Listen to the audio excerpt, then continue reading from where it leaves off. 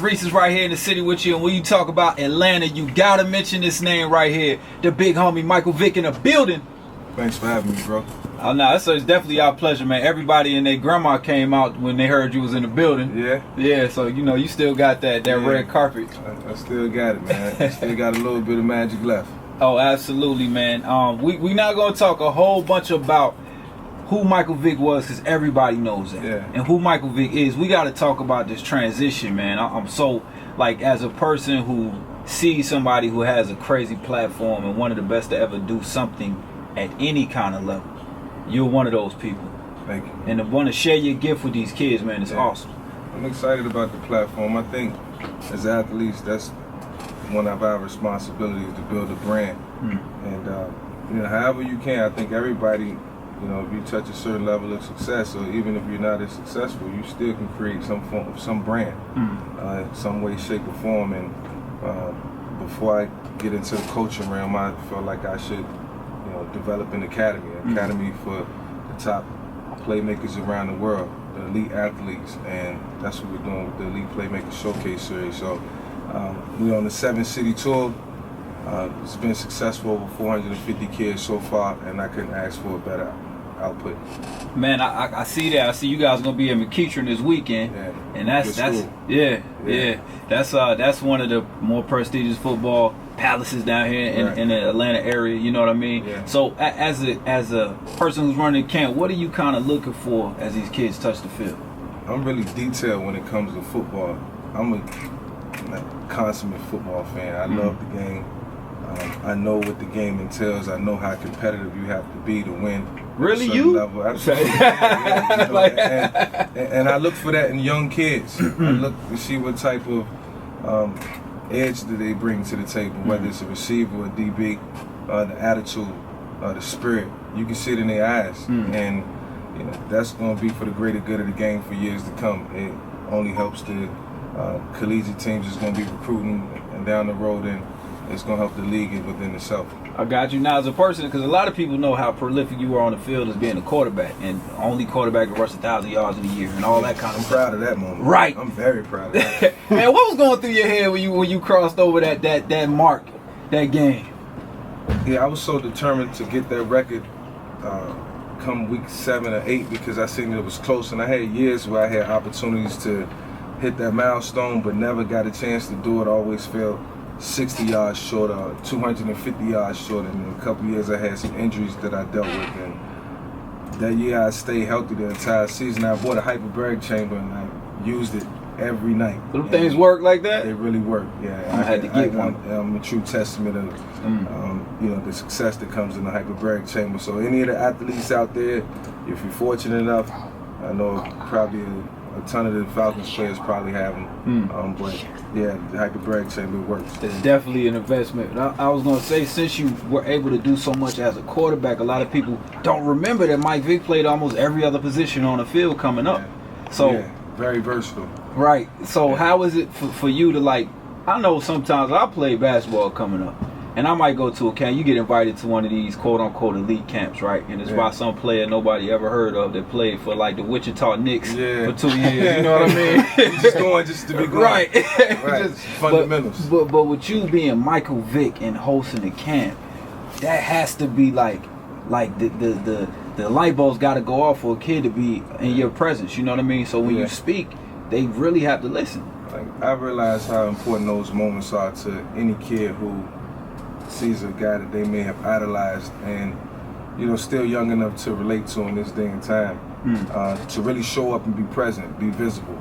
And yeah, I line up with the quarterbacks and I teach them, I make them feel as if, you know, I'm their friend / coach, you know, in that short period of time. And, you know, it may be 3 hours or 4 hours, but every camp I leave, those kids want to have a relationship with me. They want to call me, they want to talk to me. We have fun. I mean, I keep it as authentic as I can because I think it's important that, you know, I've developed relationships with, you know, kids or grown-ups as long as, you know, their competence level is where it needs to be and their focus on life is where it needs to be. Right, I got you, man. Right now, if you're just tuning in, Reec right here with Mike Vick. course, we live on Hot 107.9. We're talking about V7 Elite. And when you talk about elite players, you talk about elite people, you're talking about Michael Vick. I like what you just said when you talked about being authentic. And I think that comes across. And I think that's why the city never really let go of the Mike Vick. The ghost of Mike Vick is still in the city. Nah, don't ever let me go, because I never let the city go. Nah, not at all, man. Tough moments. Yeah, when we saw with the Georgia Dome closing, man, and we saw you ride out onto the field, I was watching the footage this morning, how that crowd erupted. Yeah, that was crazy. I mean, when I first got the call from one of the administration over at the Falcons organization, you know, I just felt like it was a stepping stone to building a relationship back to where it needed to be. And I feel like I need to be here, one way or another, whether it's helping it out in the community, whether it's, you know, staff members somewhere. I feel like, you know, just the presence that, you know, we can all create, I think is monumental. It's bigger than just me or the organization or the city within itself. Is everything as a whole. I got you. Now, I know you've been out almost for, we'll say, like a whole year now. You know what I mean? Yeah. Just not on the field playing, but you've been kind of getting into the coaching and everything. Yeah, I'm using the Showcase series as a platform to lead into coaching. I want to understand it. I want to know the ins and outs, how detailed I have to be. Now, of course, depending on what level, whether it's collegiate or professional, you have to know what you're getting into. The hours that you're gonna have to put in, the time that you're gonna have to spend with kids is a work in progress. Yeah. And I want to use this time as a time to decompress.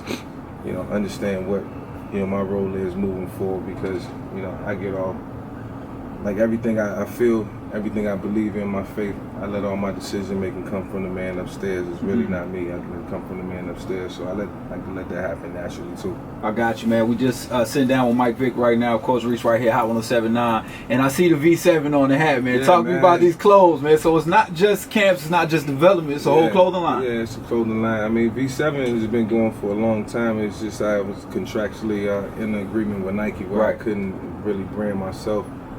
And our partnership is great. It's still great. I think we'll be doing it in conjunction together at some point. But it was important for me to, you know, go out and be proactive, get my fan base involved. You know, let them know what V7 Athletics is all about. Right. Then try to create that joint venture with Nike. And you know, Nike is my heart. I never left them for any other corporate sponsor. And I know they're not going to. So we just try to keep that relationship open as well. I appreciate them for everything they've ever done for me. Now that's what's up, man. I was actually going to ask you too, not maybe about the approach, but the way LeVar Ball is doing it with his sons and branding themselves to have that big baller brand. I don't mean the approach. Right. 150, go grab them shoes. Right. You know, they look like that. Better be hot. They better be for 450. Better be hard. 450. But as an athlete, would you kind of like push for other athletes on to come up to kind of do their own thing before getting with a major brand? Yeah, well, you got to create a brand first, and I think creating a brand really entails you going out having a certain level of success. I think kids in college, coming out of college, you need a year or two. I mean, because you can easily be embarrassed just as, you know, you are impressive. Right. And wait, say that again, bro. I mean, I don't think they heard. It's real. Like, you can not be as good as you think you're gonna be in the NBA, because the NBA is different from, you know, college basketball. Right. And not taking anything away from, you know, Ball. I think he's a phenomenal athlete. I hope that he have a level of success. Right. So we get what you're saying. Can be successful. Right. Yeah. So just slow roll it, man. It's a very political world. You know, all eyes on you. When they pay you that money, you gotta perform. So it's no excuses at the end of the day. You always perform, so we definitely can take those words from you. Yeah. Now, let's move on a little bit, man. Of course, you got the camp going on in McEachern. I don't want to get away from that, because there's a lot of athletes out here that could use that kind of platform, and especially being next to the greatest. Right. You know what I'm saying? My pops always told me, if you can stand next to one of the greatest and be respected, then, you know, they gotta respect you back. You know what I mean? Absolutely. So we salute what you're doing. Where can they sign up for this camp at? V7ElitePlaymakers.com. You can sign up, or you can register right there on the spot. We have walk-ups at McEachern as well, so either way it go. Okay, so all right, so this is going down to 28th, right? 28th Sunday. Yeah, we got the high school kids. Sunday from 2 to 5:30, and the middle school 11 to 1 on Monday. So I know it's the holiday weekend, but this is the best time to fit it in. We collaborated with a couple of coaches out here to make sure that we can make sure it's going to be a success and we have the right amount of participation. Listen, so I think wait, man, I'm going to stop you right there. No more. Wait a minute. It's Mike Vick in Atlanta. You think they're not coming out? I know he gotta be modest, but I'm gonna be real right now, man. Mike Vick in Atlanta, they coming, bro. As we kind of progress this conversation, I know you say you a big fan still of football. Yeah. You watch the game. Yeah. I want to ask this question. I'm not gonna get into the political side, but a guy like Colin Kaepernick, right? Yeah. He takes his stand. A lot of people are saying, well, because he did what he did, he can't get a job. Right. But I'm saying like this: with the system that Atlanta's running right now, we gonna need a backup. You think Cap you got Matt fit? Schaub though? Yeah. Matt Schaub's solid. Yeah, I think Matt is in his role where he needs to be, and he played behind me. I got him right, coached him up. We coached each other up. When he got him a big deal, nice job in Houston, and played for a couple years, had success.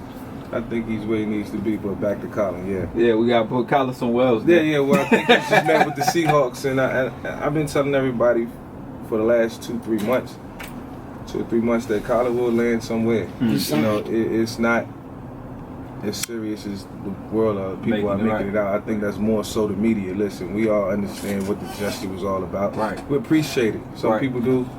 I think people took it the 90% wrong of the way. world of the people do, and maybe 10% took it the wrong way. It was just, people want everybody to be in one unison. And when you're playing in the league that is that visible, sometimes when you stand out like that, you can create controversy. But listen, we respect Colin for that. There we go. It might be something about dynamic players with number 7. Nowhere near as good as Vick on the field, but you know what I mean? It's got to be mentioned somewhere in them talks, man.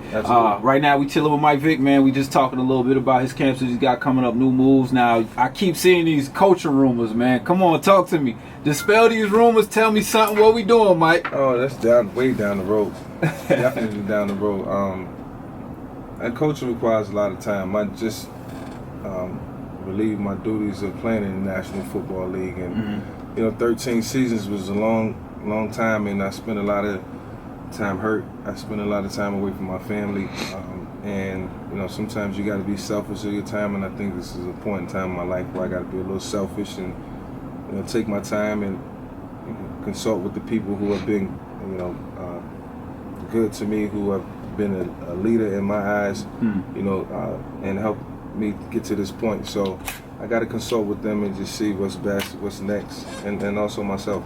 I got you. Hey, and you got a new little one on the way. Yeah, man. That's what's up. Congrats on that too, bro. All right. So, man, last question before we get up out of here, because I know you got a million things to do, especially in this still your city. Yeah. You know what I mean? This still your city right here.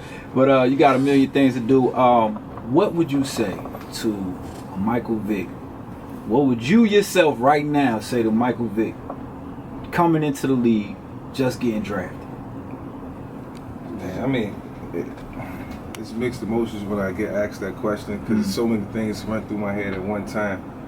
And I think the most important thing would probably be just to be disciplined, as disciplined as you can be, and learn at a young age to embrace the role model definition. And when we understand what that term really means, and we, just release everything that we go against in terms of what a role model really entails, then in those days, when I was younger, I really didn't embrace that. I didn't understand it. I knew how to do it quietly, but I wasn't vocal enough. So, discipline is a factor, but at the same time, being vocal and letting people know that you can step up and show a different side of you than what they think is what you really need to do. So probably be a little more outspoken as well. Okay. I was real reserved back then. You struck me as a person that I'm gonna prove it on the field. And I was that type. Talk. I was a quiet leader. Right. Until I got a little older and started getting sacked more than I had to do. You're still the coolest man in the huddle ever to put chapstick on in the huddle. Yeah, man, I did some things that's never been done. You know what I'm saying? We'll never see that again either. Right. All right, Mike Vick, man, I'm gonna let you go. I appreciate what you're doing for the kids, man, and what you're doing in the community, and big things to come. Yeah, I'm gonna support you too as well, man. We'll talk. All right, y'all heard it. It was on Facebook Live. Oh, good. Right now, who you with? Reec. Who you with? Right now, who you with?